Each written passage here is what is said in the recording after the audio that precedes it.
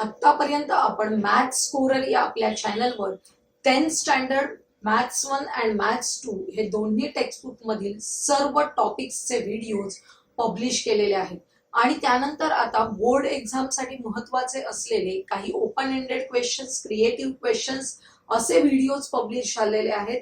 आता आपण 1 and 2 mark questions पाहणार आहोत इन सर्कल. मॅथ्स 2 मधील सर्कल हा चॅप्टर आज आपण फक्त 1 and 2 मार्क क्वेश्चन्स साठी बोर्डाला काय काय स्वरूपाचे प्रश्न येतील ते बघूया. Question number 1. फिगर आपल्याला दिलेली आहे. डिस्क्रिप्शन काय दिलंय बघा. In the figure O is the centre of the circle and PQ is the tangent at the point P. Then what is the measure of angle OPQ? OPQ या अँगलचं measurement आपल्याला काढायचंय. लक्षात आले. आता बघा इथे काय झालेलं आहे. ही जी आहे ती रेडियस आहे at the point of contact P आणि आपण बघितलेला आहे टँजंट थिअरम काय सांगतो. Radius at the point of contact is perpendicular to the tangent. याचाच अर्थ angle OPQ is equal to 90 degrees. त्यामुळे y लिहायचे टँजंट थिअरम. रिझन्स लिहायचे आपण सवयच ठेवायचे. नेक्स्ट क्वेश्चन बघा. Two circles with radii 5 centimetre and 1.5 centimetre touch each other internally. हा शब्द फार महत्वाचा आहे. Touch each other internally then find the distance between their centers. आता इंटरनली टचिंग सर्कल्सची फिगर मी मुद्दाम तुम्हाला या फिगरच्या जागी काढून दाखवते. बघा इंटरनली टचिंग सर्कल्स काढायचे. काय होणार आहे. अशा प्रकारे एक सर्कल आहे आणि त्याच्या आतमध्ये तुम्हाला इंटरनली टच करणारं सर्कल दिलेलं आहे. तर आपल्याला काय सांगितलंय. Then find the distance between their radii. त्यांच्या रेडियाय मधील डिस्टन्स काढायचे. आता या सर्कलचं सेंटर इथे आहे आणि मोठ्या सर्कलचं सेंटर इथे आहे. हे जे दोन सेंटर्स आहेत यांच्यातलं हे डिस्टन्स आपल्याला काढायचे. त्याच्यासाठी आपल्याला radius of the bigger circle किती दिलेली आहे 5 centimetre and radius of the smaller circle 1.5 centimetre. या दोघांमधलं डिस्टन्स काढायचं असेल तर काय करावं लागेल आपल्याला. R1 minus R2. फिगर काढायची गरज नाहीये परीक्षेला. डायरेक्ट लिहू शकता तुम्ही. Let the radii of the circles be R1 and R2. R1 is equal to 5 centimetre. R2 is equal to 1.5 centimetre आणि लिहायचंय distance between their centres is equal to R1 minus R2 for internally touching circles. आता 5 minus 1.5 3.5 centimetre असा answer येणार आहे. इथे इंटरनलीच्या ऐवजी तुम्हाला externally असं म्हटलं तर तुम्हाला काय करायचंय. एक्सटर्नली टचिंग सर्कल्स आहेत ते कसे असतील बघा. हे एक सर्कल आहे, इथे दुसरं सर्कल आहे. त्यामुळे या दोन सर्कल्सच्या सेंटर मधील डिस्टन्स काढायला तुम्हाला R1 प्लस R2 करायचंय. लक्षात येते. त्यामुळे एक्सटर्नली असेल तेव्हा हा आपला फॉर्म्युला होईल R1 प्लस R2.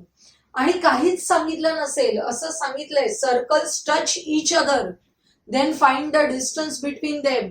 तर आपल्याला दोन्ही केसेस लक्षात घ्यायचे आहेत. इंटरनली टचिंग आणि एक्सटर्नली टचिंग. हा प्रश्न तुम्हाला 2 मार्कासाठी येऊ शकतो किंवा MCQ मध्ये सुद्धा आपल्या टेक्स्टबुक मध्ये या टाईपचा एक प्रश्न आहे. Next question. आपल्याला फिगर दिलेली आहे. डिस्क्रिप्शन बघूया.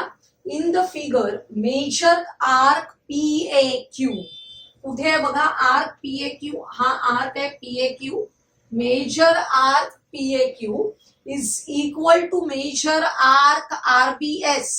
हा RBS शोधूया आपण. Measure arc RBS equal to किती आहे 130 डिग्रीज. हे जे दोन्ही आर्क आहेत त्यांचं मेजरमेंट आहे 130 डिग्रीज.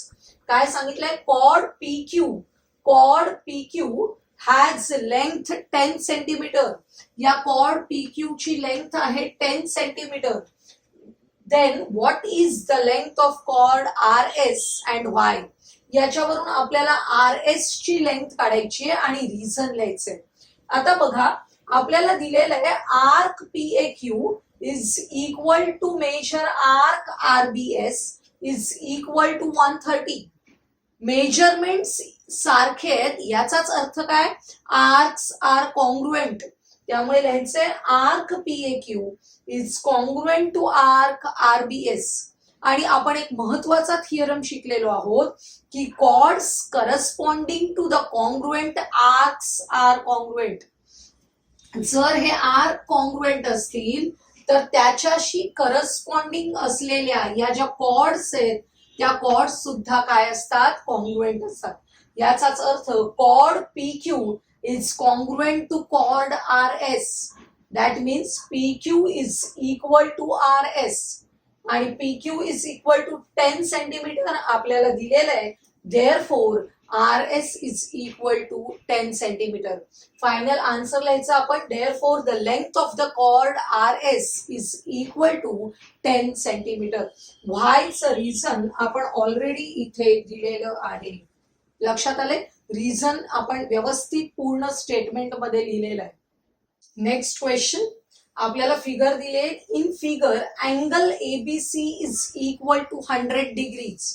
आपल्याला या फिगरचं निरीक्षण करायचंय अगोदर. याच्यामध्ये क्वाड्रिलॅटरल ABCD आहे whose 4 vertices lies on the circle.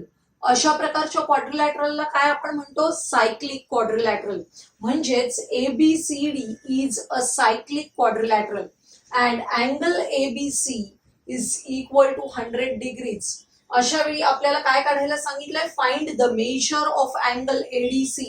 हा अँगल ADC कुठे आहे बघा, अँगल ADC चं मेजरमेंट आपल्याला काढायचं आहे. These two angles are opposite to each other.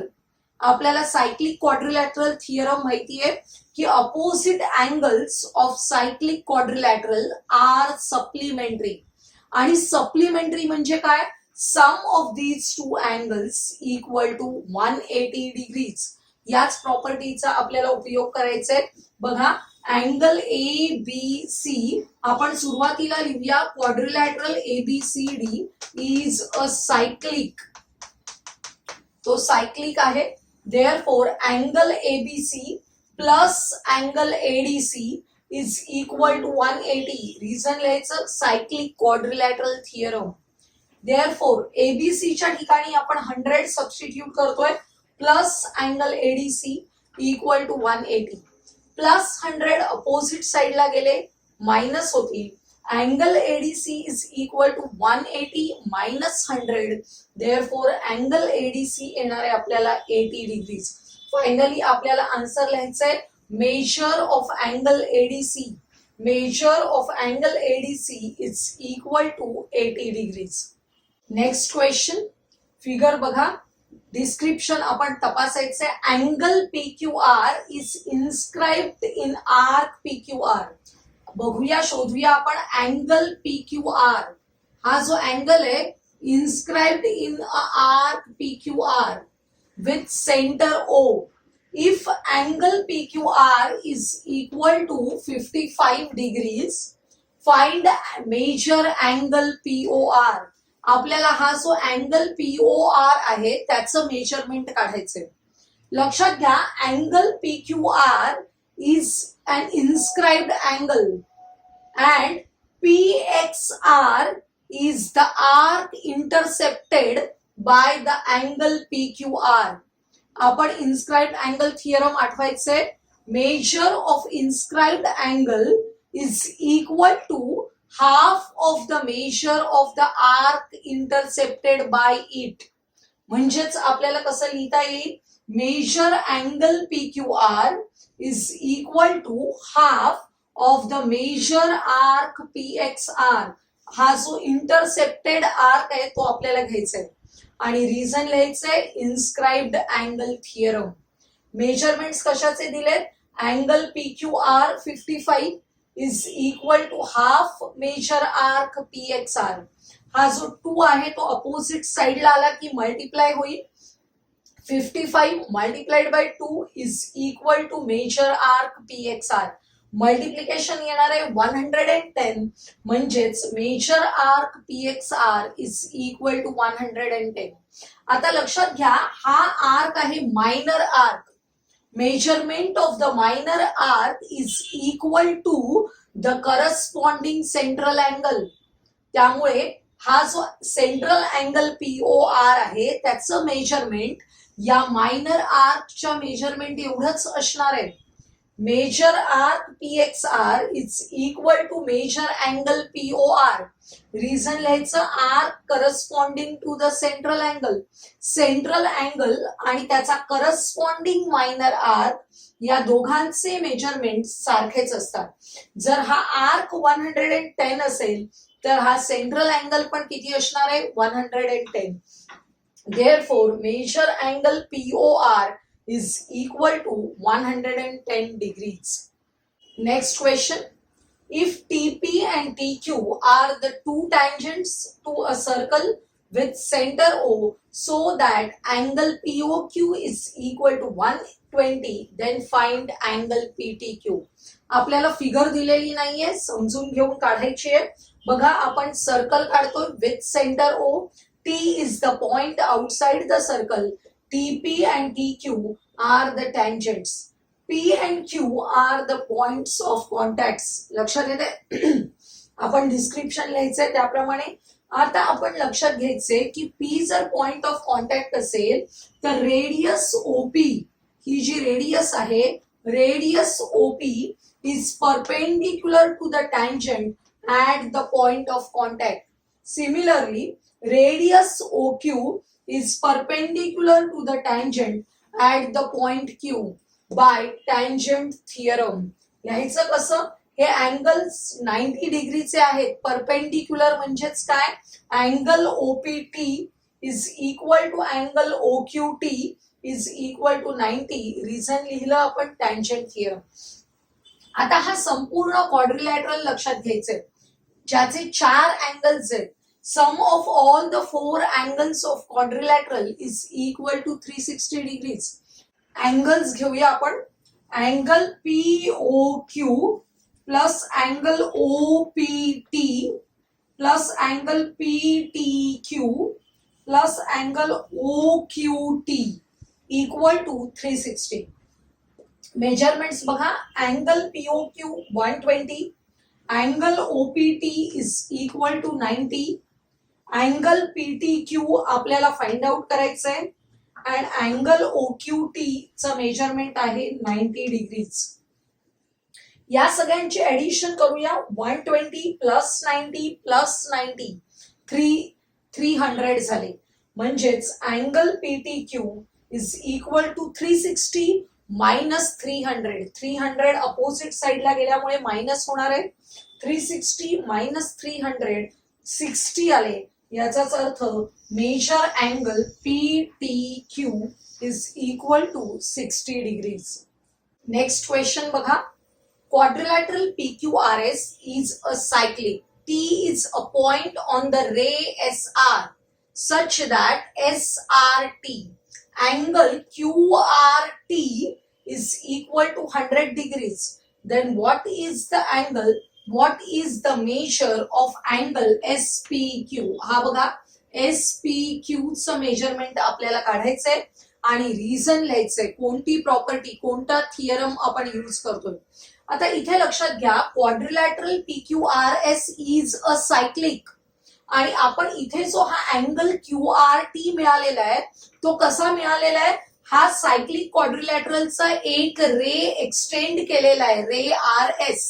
त्याच्यामुळे मिळालेला हा अँगल आहे angle QRT which is an exterior angle of cyclic quadrilateral. आपण corollary of cyclic quadrilateral theorem बघितलेली आहे बघा ज्याच्यामध्ये आपण काय म्हणतो measure of an exterior angle is equal to the opposite angle of adjacent interior angle. याचा ऍडजस्टंट इंटिरियर अँगल हा आहे बरोबर. याच्या अपोजिट अँगलशी हा एक्सटिरियर अँगल कॉन्ग्रुएंट असतो. म्हणजे काय? हा एक्सटिरियर अँगल जर 100 असेल तर या ऍडजस्टंट इंटिरियर अँगलचा अपोजिट अँगल किती असतो 100 असतो. आणि तोच आपल्याला काढायला सांगितलंय अँगल SPQ. लक्षात येते. हे असं का होतं ते जरा आपण समजून घेऊया. ते आपल्याला लिहायचं नाहीये पण लक्षात राहण्यासाठी बघा, हा जो अँगल आहे तो आणि हा कसे आहेत, angles in linear pair. Sum of these two angles equal to 180. लक्षात आलंय. मग हा जो अँगल आहे तो आपल्याला किती मिळतो बघा, 80 डिग्रीज मिळतो. These two are angles in linear pair. त्यामुळे हा 100 असेल तर हा किती असणार आहे, अर्थात 80 डिग्रीज. आणि आता आपण बघितलं की हा PQRS सायक्लिक क्वाड्रिलॅटरल आहे. याच्यामध्ये sum of the opposite angles is equal to 180. मग हा जर 80 असेल तर त्याच्या अपोजिट अँगल किती येणार आहे, 100. अशा प्रकारे हा एक्सटिरियर अँगल आणि हा अँगल आहे त्यांचे मेजरमेंट्स इक्वल असतात. These two angles are congruent. हे लक्षात घ्या. आता लिहायची पद्धत बघा. Angle QRT is an exterior angle of cyclic quadrilateral PQRS. Therefore, by corollary of cyclic quadrilateral theorem, आपल्याला पूर्ण स्टेटमेंट लिहायचं गरज नाहीये, डायरेक्ट तुम्ही लिहू शकता. corollary of cyclic quadrilateral theorem, angle QRT is equal to angle SPQ, but angle QRT is equal to 100 degrees. Therefore, angle SPQ is also equal to 100 degrees. अतिशय सोपा आणि छोटा प्रश्न आहे. Next question. फिगर बघा कशी आहे. इथे अँगल DBE त्याचा व्हर्टेक्स एक्सटिरियर ऑफ द सर्कल मध्ये आहे. या अँगलने दोन आर्क्स इंटरसेप्ट केलेले आहेत. हा एक आर्क आहे आणि हा एक आर्क आहे. असे दोन आर्क इंटरसेप्ट केलेले आहेत. या दोन्ही आर्क्सचे मेजरमेंट दिलेत आपल्याला. Measure arc DXE is equal to 100 and measure arc AYC is equal to 40. अशा वेळी आपल्याला हा अँगल DBE काढायचा आहे. अशी फिगर जेव्हा असेल तेव्हा आपल्याला अँगल DBE काढायला काय करायचंय, हे जे दोन आर्क आहेत या दोन्ही आर्कच्या मेजरमेंटचं सबट्रॅक्शन करायचंय आणि हाफने मल्टिप्लाय करायचंय. म्हणजेच angle DBE is equal to half into measure arc DXE minus measure arc AYC. या दोघांचे मेजरमेंट सबस्टिट्यूट केले आपण. त्यामुळे half into 100 minus 40, half into 60 which is equal to 30. लक्षात ठेवायचे, फिगर्स नेहमी लक्षात ठेवायच्या कशा आहेत. या अँगलचा व्हर्टेक्स एक्सटिरियर पार्ट मध्ये आहे सर्कलच्या आणि या अँगलने दोन आर्क इंटरसेप्ट केलेत. अशा वेळी या अँगलचं मेजरमेंट काढण्यासाठी हा फॉर्म्युला लक्षात घ्यायचा आहे. नेक्स्ट क्वेश्चन बघा. In the figure the chord AC and DE intersect at point B. बघा, AC and DE are the two chords. The point of intersection is B. Angle ABE is equal to 108. शोधूया आपण कुठे आहे बघा angle. आपण वेगळा खडू वापरू. Angle ABE is equal to 108. Measure arc AE, हा जो आर्क आहे AE, हा measure arc AE is equal to 95 degrees. तर आपल्याला काढायला काय सांगितलंय, मेजर आर्क DC. हा जो खालचा आर्क आहे DC तो आपल्याला काढायचा आहे. लक्षात घ्या, याच्यामध्ये हा जो अँगल दिलेला आहे अँगल ABE, त्याचा व्हर्टेक्स B आहे तो in the interior part of the circle आहे. सर्कलच्या अंतर्भागात आहे, in the interior part of the circle. अशा वेळी अशा अँगलचं मेजरमेंट काढण्यासाठी फॉर्म्युला कसा आहे बघा. Angle ABE is equal to half of the, या अँगलने इंटरसेप्ट केलेला आर्क आणि त्याच्या अपोजिट अँगलने इंटरसेप्ट केलेला आर्क, हा त्याचा अपोजिट अँगल आहे. त्याच्या अपोजिट अँगलने इंटरसेप्ट केलेला आर्क, या दोघांच्या मेजरमेंटची ऍडिशन करायची. लक्षात येते. म्हणजे बघा, angle ABE is equal to half of the measure arc AE plus measure arc DC. Measurements कशा कशाचे दिलेत बघा. अँगल ABE दिलेला आहे 108 सबस्टिट्यूट करायचा is equal to half into measure arc AE दिलेला आहे आपल्याला 95 डिग्रीज, तो सबस्टिट्यूट केला आणि measure of arc DC find out करायचंय. आता याच्यामध्ये बघा काय करायचं, हा जो 2 आहे तो अपोजिट साइडला आला की मल्टिप्लाय करावं लागेल. 108 मल्टिप्लाइड बाय 2 आन्सर येणार आहे 216 आणि हा प्लस 95 अपोजिट साइडला येऊन मायनस 95 होईल. त्यामुळे measure arc DC is equal to 216 minus 95. Subtraction करा 121 येणार आहे, म्हणजेच measure arc DC is equal to 121 degrees. कधी कधी याच प्रश्नामध्ये हे दोन्ही आर्क तुम्हाला दिलेले असतात आणि या अँगलचं मेजरमेंट काढायचं असतं.